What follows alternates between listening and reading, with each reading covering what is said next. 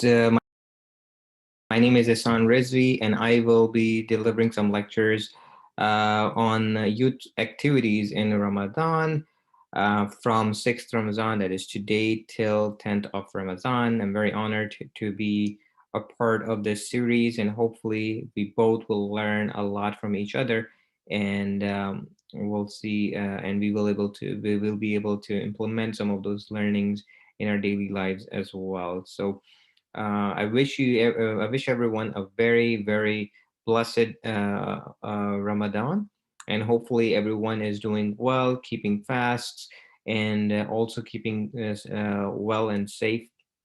As we know, the pandemic is going around, so hopefully everyone is staying home and taking necessary precautions. So before we can get started on the topic, I wanted to cover off a few things, a few basics of fasting. Um, what are some of the rulings regarding fasting? What are some of the interesting facts around it? What are the fasts that are wajib on us? How was it made wajib on us? Like all sorts of things are there that we will be discussing today in our first series. So let's jump right into it. Som. So the word som is the Arabic for fasting, right? Um, and we will be discussing in today's lecture the importance and the benefits of fasting. We will also be discussing how fasting is not just abstaining from food or drinks, but it's actually for the entire body. And then we will also have something about taqwa, what is taqwa, and how fasting can actually lead to taqwa. But I wanted to read this verse, which actually talks about fasting, or how actually it was made wajib for all the Muslims. So this is the ayah from Surah Baqarah, and it's chapter number 2, verse number 83. Bismillahir Rahmanir Rahim. يا أيها الذين آمنوا كتب عليكم الصيام كما كتب على الذين من قبلكم لعلكم تتقون. Basically, that means all believers, fasting is prescribed for you as it was for those before you. So perhaps you will become mindful of Allah. Another translation for that one is, "Oh, you believe fasting is ordered for you just as it was ordered for those before you, so that you may have taqwa." So tatakun, the word taqwa is used, and that's why it's going to be covered in our lecture as well, because it's mentioned in the very order of fasting. Now, som, as I said, is the Arabic word for fasting. Fasting simply, obviously, means to abstain from food and drinking, but obviously, in Islam, som or fasting has a much deeper context, and we will be covering that today. But before we do that, I wanted to make a note of what are the wajib fast, what are the mandatory fast that are prescribed upon us as a Muslim. So number one is obviously the fasting in the month of Ramadan. So let's say if there are 30 days or 29 days in the month of Ramadan, depending on so many other conditions. Those fasts are wajib for a Muslim who's eligible to fast. Number two, qada fast for the month of Ramadan. So oftentimes there are a few folks who can actually not fast on a particular day, and then they have to do the qada. So that qada fast for that month of Ramadan is also wajib upon a Muslim. Number three, wajib on account of nadar. So a fast which becomes wajib because of a nadar. So let's say if someone said, "Oh, I will," if he commits to Allah that, okay, if something happens, if I, let's say, if I graduate from school, then I'm gonna do to fast, let's say. So that becomes like a wajib fast on account of mother. And then number four, kaza fast of a father on his eldest son. So whenever a father has passed away and he had kaza fasts remaining that he had to keep, but he couldn't, so that will be transferred over to his eldest son after his death. All right, so why do we fast? We talked about some of the magic fast. Now we're going to say, okay, what is the purpose? Obviously, the first and foremost, because we've been ordained to do so, and the order is directly from Allah. We already looked at chapter number 2, verse number 183, how Allah said that this is prescribed upon you so that it brings you closer to me, or closer to Allah, or leads you to taqwa. But there are like so many other benefits. There's just so much context around fasting, and we'll be digging deeper into it as well. But see, for example, these four types that I've mentioned here. Like one is physical aspect, so physical healing. Rasulullah sallallahu alaihi wasallam said that fast you will be healthy. So it's basically has a very good impact on your health as well. It helps to cleanse one's body and kills the cells and tissues that are damaged. So basically, it revives your body, refreshes your body when you're fasting. So it has a very strong physical benefit. Number two, social healing. Social healing basically pertains to, like our understanding. When we fast, we develop an understanding of how others are going through when they do not have food to eat. For example, a man wrote a letter to to Imam Hassan al-Askari alayhi salatu wasalam, asking why Allah made fasting wajib. So basically in his letter, he inquired Imam to tell him why is fasting wajib. Now Imam replied that one of the reasons Allah makes wajib is so that rich can feel the pain of hunger of the poor and have, as a result, have mercy on them. So basically, one of the purposes and the benefits of fasting is to understand how others feel who are not having the same privilege as we have. We can have food, we have food on the table 3 times a day. We can have breakfast, lunch, and dinner, and we can have all sorts of things that we want to eat. But they're not everyone out there in the world is like that. They don't have that privilege. They don't have that opportunity to eat food 3 times a day or even like once a day. So when we fast, we understand firsthand what their experience would be like, and that would enable us to help them. That will bring certain helpful or like basically it drives empathy in us so that we can help the poor. Third one, spiritual healing. Spiritual context is pretty obvious one, most important benefit of fasting as well. um, Basically it pertains to your soul, right?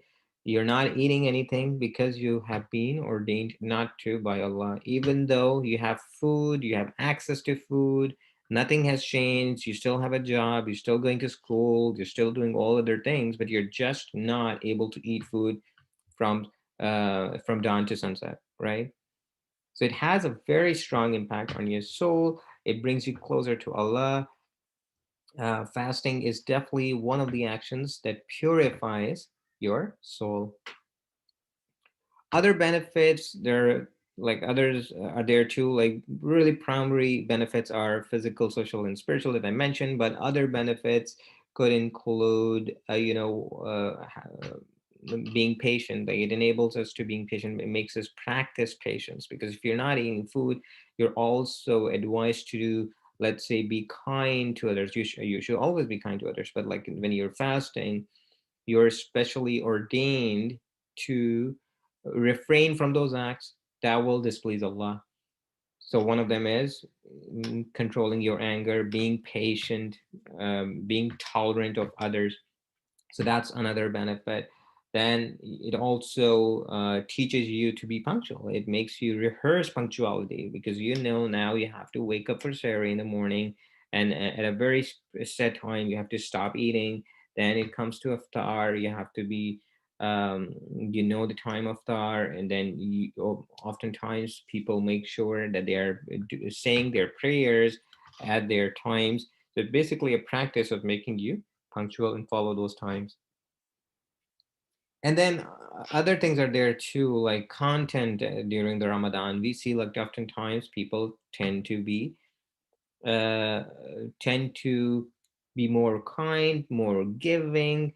They tend to do actions that will please Allah in more, and they tend to do it more, right, than compared to other days, because we know that there is more thawab to do good actions in the month of Ramadan. All right, so we'll move on to fasting for the whole body. So we've discussed what is the purpose of fasting. We had also discussed how this was actually prescribed upon Muslims, and now we want to know, okay, whether or not, like, what is the overall context? Like, is it fasting? Does fasting simply mean to abstain from food and drinks all day, or does it have anything else as well? Well, actually, for the entire body. It's not just for your stomach. It's not telling you, Allah Ta'ala uh, does not want you to just stop drinking and eating for no reason, right? And this is also very much demonstrated by this first hadith from Rasulullah sallallahu alaihi wasallam. What did he say? He said, many people gain nothing from their fasting except hunger and thirst. So as you can see, basically, it is talking about what does it mean? It means there are people who would actually fast, and fasting. When I say fast here, it means that they will probably stop from eating and drinking from dawn to dusk. But the problem here is they're still, if they have any bad habits, if they were lying, if they were harming others, if they were doing other social vices, they're not the fast is not stopping from them, or they're still doing it, then there's no point. It's pointless. Allah Ta'ala does not want a fast like that. Allah Ta'ala wants you to understand that this fasting is actually to purify your soul, to actually make you a better Muslim, a better person, to be more kind and generous and merciful to others, to mankind, to people around you. Now, and this is the entire concept of whole body. Like, this is fasting for the whole body. What does it mean? The whole body should keep away from actions that displease Allah subhanahu ta'ala. Now, Imam Jafar Sadiq alayhi salam actually tells us this third point that is mentioned here, and it's an hadith from Rasulullah sallallahu alaihi wasallam, narrated by Imam Jafar Sadiq alayhi salam. What did he say? He said, when you fast, let your ears, let your eyes, your hair, skin, and your body fast too. So it's not just your stomach. Do not let your fasting day be the same as non-fasting ones. Again, it's talking about the same point, that make sure that all your organs are also practicing that concept of fasting. Make sure you're doing actions, make sure you're seeing things that will bring you closer to Allah. Read Quran. So that's, and when you're seeing the Quran, when you're reading the Quran, when you're acting on good, or you're when you're doing kind actions, all those things are part of your fasting as for the whole body. There is another hadith al-Qudsi in which Allah says, I will reward all rituals of mankind from 10 times to 700 times. Save patience, save patience, for it is for me and I am its reward, and patience is fasting. So basically, Allah Ta'ala is saying that, top of the top action is patience, and patience reward is going to be from like, I will be its reward. And patience, what is patience? He says it's fasting. This shows how special fasting is. Even if you're not Bala, be sure not to miss out on such a special reward. All right, so we'll move on to the last discussion topic here, which is taqwa and fasting. So when I started this lecture, we were saying, okay, how like one of the things that we wanted to discuss is how fasting leads to taqwa. What is taqwa? So we will be covering this off now. So taqwa, basically, we saw that in the verse as well. Tattaqun. So basically, Allah Ta'ala is saying that we prescribe this upon you so that you become taqwa, you acquire taqwa basically. So what does that mean? Why is Allah saying that this is the purpose, and what does it exactly mean? So taqwa, basically we need to understand the word itself. Taqwa comes from the word wakaya. Now wakaya is an Arabic word which basically means protection and support. And now the word taqwa and its derivatives is actually used in Quran 251 times. It's like you can see, even like because it's being used so frequently in the Quran, it must have some importance. 250 times, 51 times, the word taqwa or its derivatives have been used in Quran. And so basically it means protection or support. So basically when a person, a Muslim, is fasting, they're actually protecting not just their body, like they're protecting their entire body from haram actions, from any actions that are haram, from any sins that will earn the displeasure of Allah. So basically a person who has taqwa keeps away from sins in order to come closer to Allah Ta'ala. So there are many other ways as well. Obviously, Salah, for example, is there. It brings you closer to Allah. It makes you acquire taqwa.